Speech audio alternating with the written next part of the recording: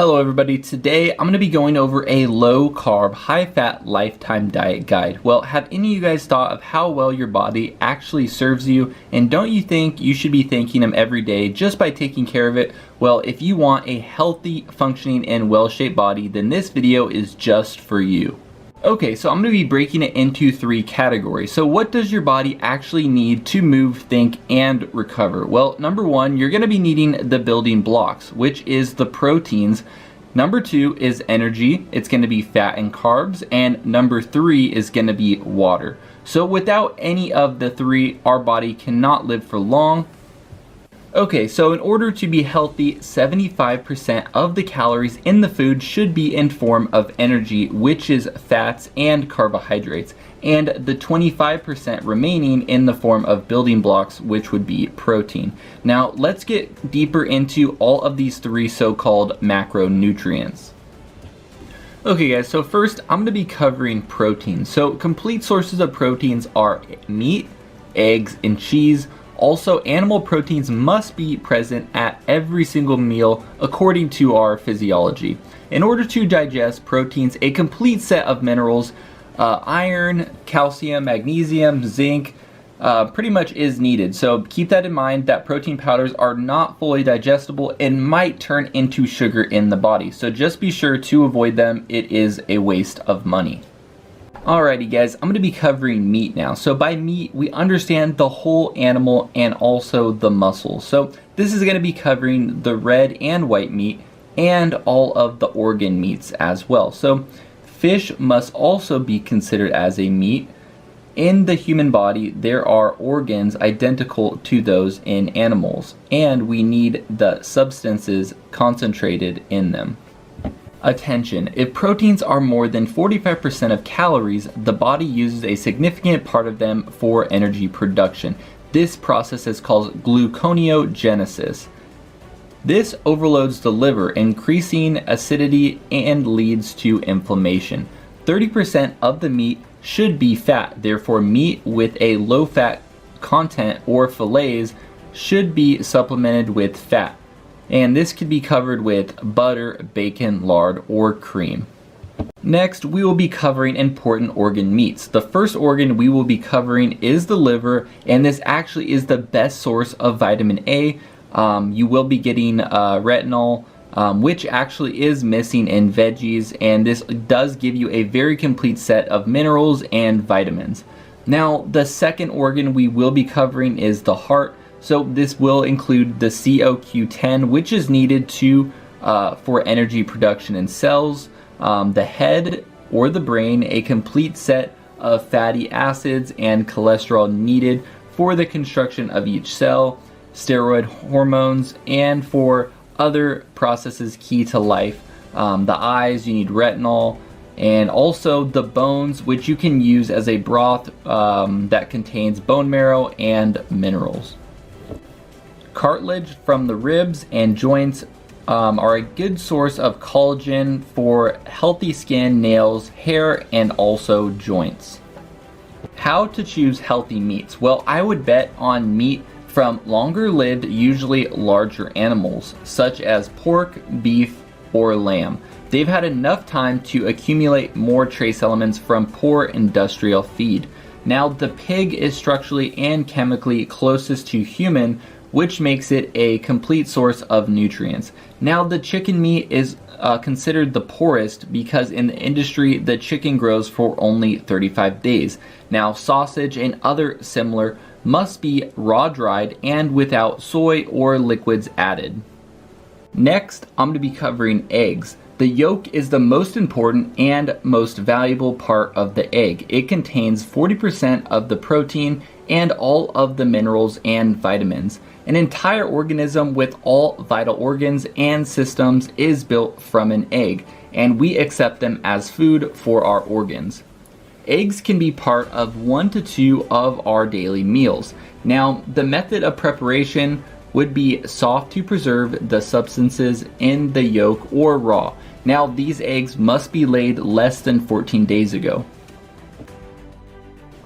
Next, we're going to be talking about cheese. Cheese is milk fermented or ripened for at least 90 days. The reason for the necessity of fermentation is because carbs are about 5% in milk, and during the ripening, bacteria eat them. A sign of a matured cheese is a carbohydrate content less than 0.5%.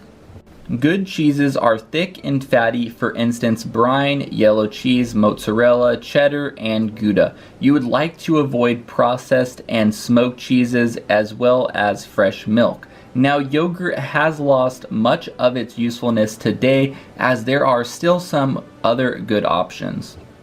Next, I will be covering fats. Recent researches on cellular metabolism clearly showed that 80% of energy while sleeping and between 66 and 75% of energy during exercise comes from fats. Well, however, the few scientists that know this fact take the time not to worry all of the health institutions which have been proactively protecting the high carb diets for years.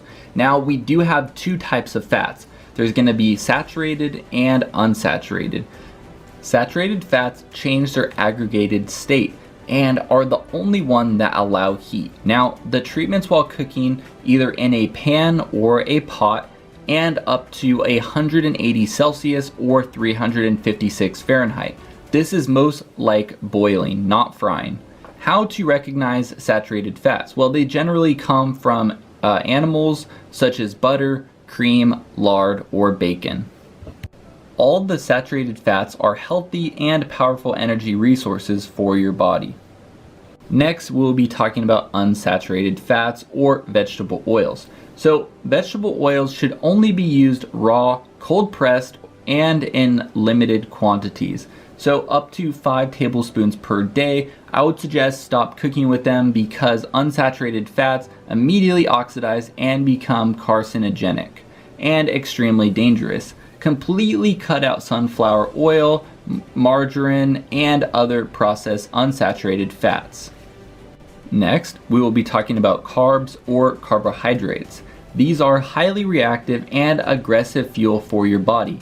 The body strives to keep the blood sugar concentration in the range of 3.7 to 4.7 millimole, spiking insulin while detecting carbs.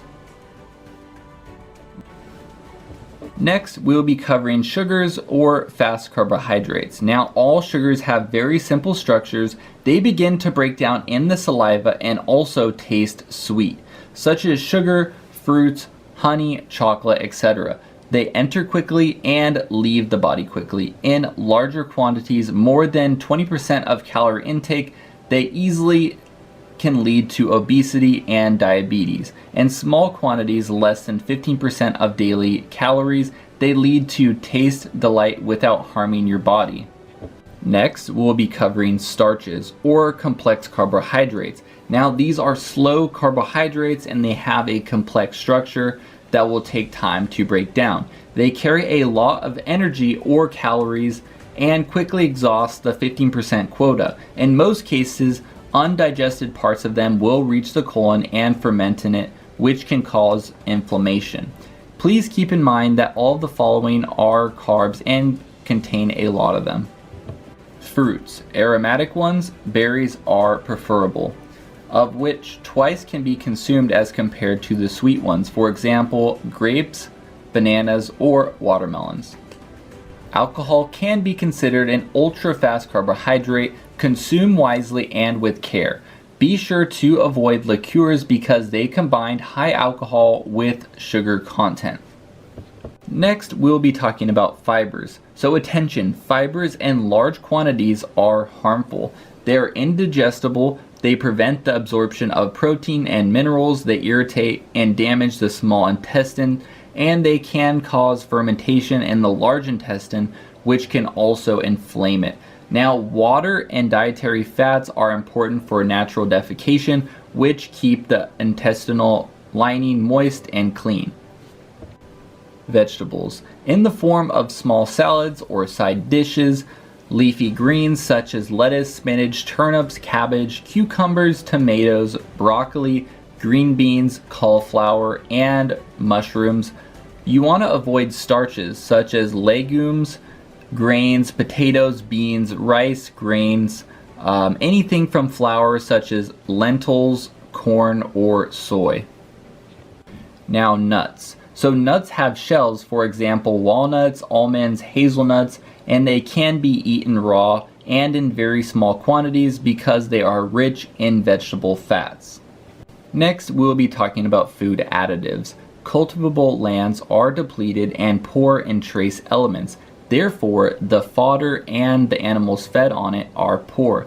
This necessitates the use of nutritional supplements, minerals, and vitamins, which we will cover in another video.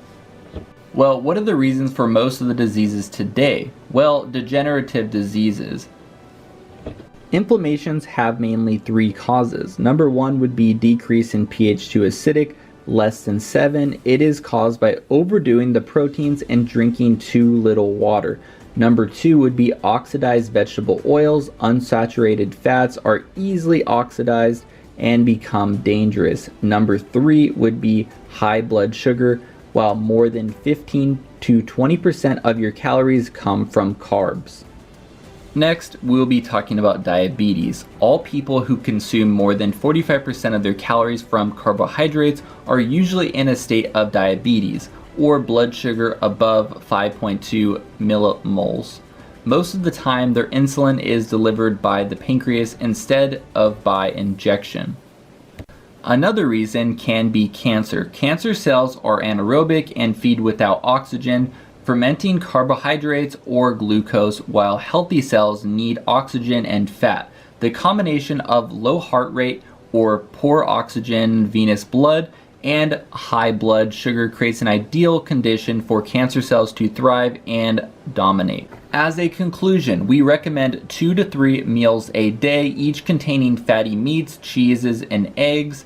As a side dish, you can have a green veggie or mushrooms. Between the meals, at least 3 hours after and 1 hour before, you can take your dose of carbs in the form of whatever you like the most, such as chocolate, ice cream, donuts, etc. In another video, we will be explaining how to calculate the exact calories, but for now, you can rely on 50 to 60 grams for women and 70 to 90 grams for men.